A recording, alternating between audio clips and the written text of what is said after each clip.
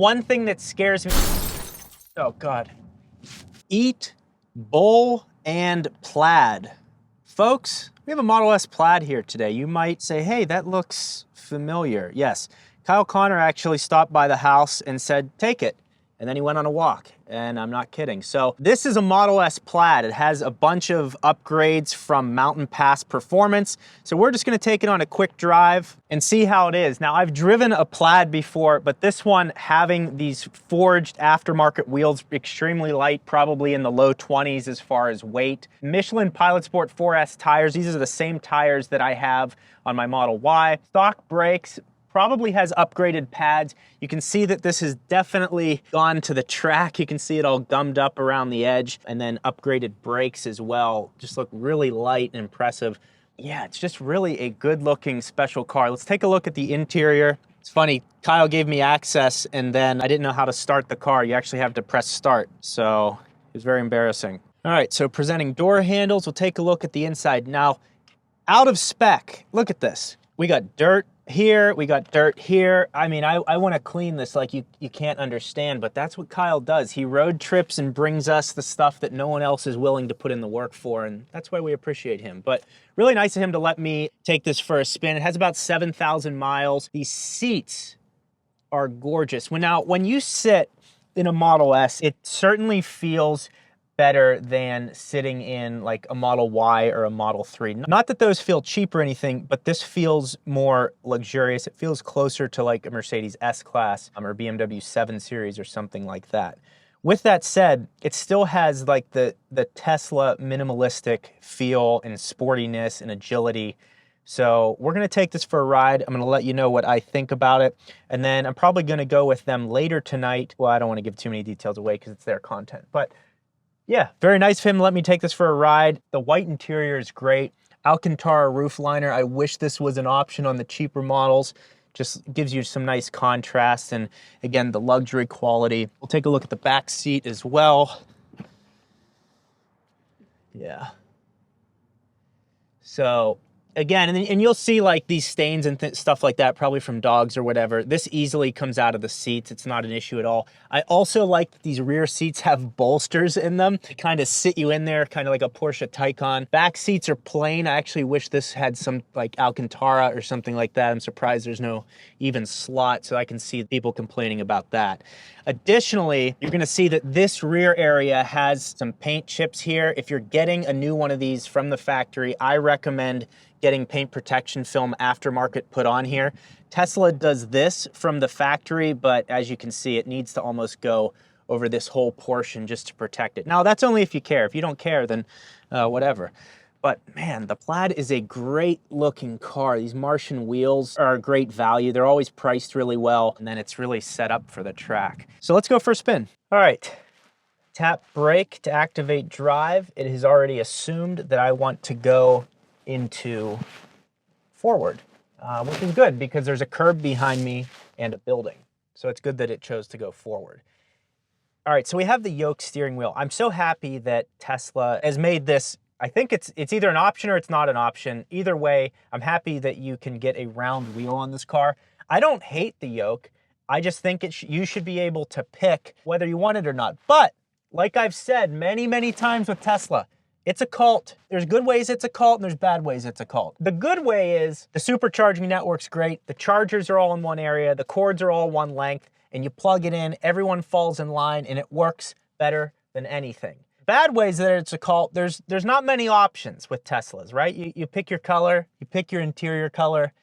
That's basically it, especially on the base models. Again, that's also Tesla's survival mode. Tesla won't be able to survive if they have a bunch of options and it takes longer to stamp cars out. So I get why they're doing what they're doing because they have to survive right now. They're not out of the clear. You know, like these companies like Ford and Mercedes and BMW, they've been around, Mercedes has been around, what, over 100 years now.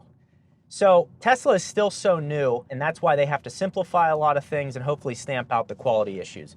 The interior of the Model S Plaid, this screen is so nice. It tilts either direction. It's obviously remarkably fast. I don't need to prove that to you. We all have seen that a million times over.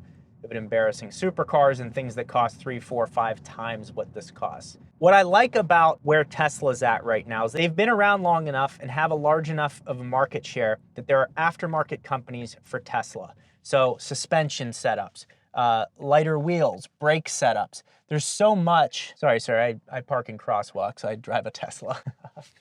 There's so much you can do, and as an enthusiast, that's important to me. One thing that scares me, oh God. What is wrong with the turn? Why won't the turn signals turn off? Camera down, turn signals on. This is a total mess. One thing that scares me about electric cars is the enthusiast community, which that's where I feel like I try to bridge the gap here on youtube.com.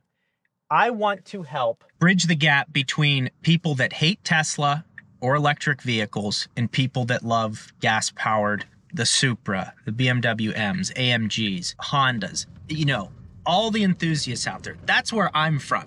I used to say I hate Teslas. I think they're boring and plain and blah, blah, blah. And then I drove one, and my brain, that's what my brain did when I drove the Tesla. I was like, oh, this is insane. How nice this is, how quiet it is. Now, I'm not saying that gas is better or electric is better or either way. I'm just saying it's good that we have both options right now. If you drove a Tesla and it didn't put a smile on your face, I would be shocked. Just because of how different and smooth it is, the over-the-air updates. And then the Plaid, what this has been able to accomplish as a mass-produced road car for just over $100,000, the performance that you get, the range, the charging network, this is arguably one of the best cars on the road. It's in the top 5 for sure. You could talk about Tesla's build quality issues and all that stuff all day, I get it. But ultimately, most of the cars that they put out are done extremely well, and they've also made more EVs than any other company in the world, so there's going to be more cars that have issues than other companies. I really like the upgrades that Kyle's done to it. They are tasteful, they're subtle. Someone will look at the car and just think, oh, it's like that came like that from the factory, and that's what I like, OEM plus types of setups. So I'm just cruising around here just to feel the suspension. Feels great. These come with an air suspension, which a lot of people wish the Model Y and 3 would have an air suspension, but that's going to add about $3,000 in cost and some sophistication to it. It would be nice maybe if it was an option. I think a lot of people would go for it, but as of right now, it isn't. So this thing, yeah, it feels great. Love the carbon fiber, matte carbon fiber trim along the dash and everything. And then that kind of meshes with the carbon fiber spoiler that's on the rear of the car. So there's some nice consistency there. And another thing is it actually goes into the rear of the car, matte carbon fiber. So Kyle, nice job. If you guys, I'm sure you all know who Out of Spec Kyle is. I was talking to him across his network. They tried to go for 62 videos a week.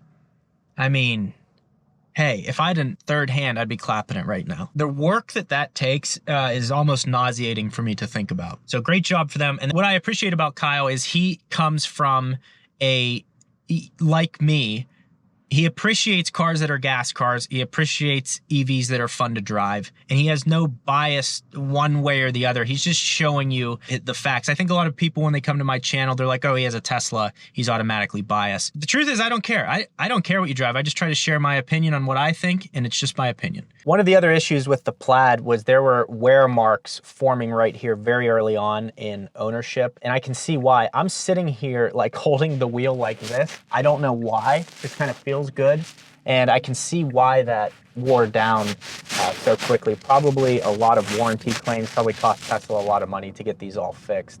The other thing is these turn signals. Again, if you own the car, you're just gonna get used to it. I just find myself kind of fumbling. It's like I go to turn, I've done this a bunch of times. So you just have to tap them. It's like a haptic feedback. It's just so much more natural to go like this. But my God, this car is so smooth and fast.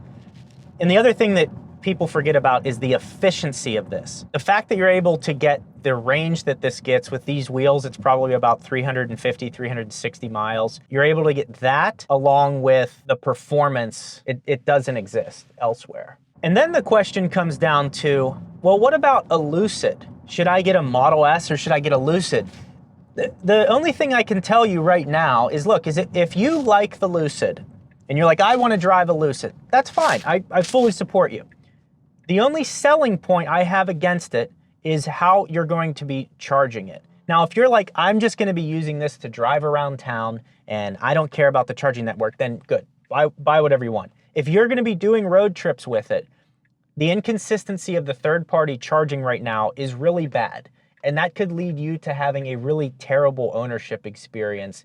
You're spending $100,000+ on a car that you don't know if, you know, how long your road trip is gonna take.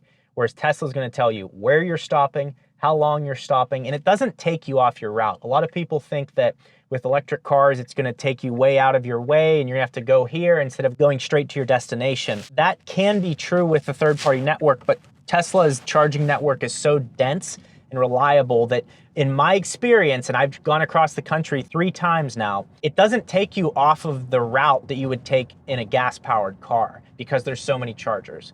So that's the only thing I would caution you against if you're like, oh, I don't know, you know, Plaid or Lucid or whatever, because they're in the same cost area. That's what I would say to you. It wouldn't be a Plaid video if we didn't do one pull. And it's interesting, it only has 29% charge, so I'm interested to see what it feels like at 29%. The other thing that, like, when you're driving a Plaid, really even a Model S for that matter, you can't imagine putting the pedal down the entire way because it's so, jeez. The tires actually slipped a little bit there because it's cold. I mean, at 29% state of charge, it pulls so hard. I mean, for the tires to slip on a 5,000-pound all-wheel drive car is ridiculous. Power that this has is nothing like it that I've ever felt. You would have to be in like a Bugatti or twin turbocharged Lamborghini to feel what this feels like. That's where I think the value is. Now, it's not gonna make the noises those do. It's not gonna have the appeal that those do, but man, if you want to drive something under the radar that will smoke anything, this is the way to go. I can't believe the tires slipped like they did. Let's feel that again. Jeez. I mean, it's totally nuts. That does not get old. People say, oh, it's a one-trick pony. Yeah, but that trick is awesome. That trick is something that you can use every day. Like a Civic Type R, for example, is excellent on the racetrack. You can take it right off the road and take it onto a racetrack and it will perform and do really well. But on the road, it's not that fun because you're not constantly taking turns and using the abilities of the car. The abilities of the Model S Plaid can be used every single day on your way to work when you merge to the exit ramp or you're running away from your wife or whatever. Okay? Or maybe you're the wife and you're running away from your husband. You know, I support that too. If you want to see the sway bars that I installed on my Tesla Model Y, you're going to want to click this video right here. It shows the installation process and then the feel before and after. I think you're really going to like it.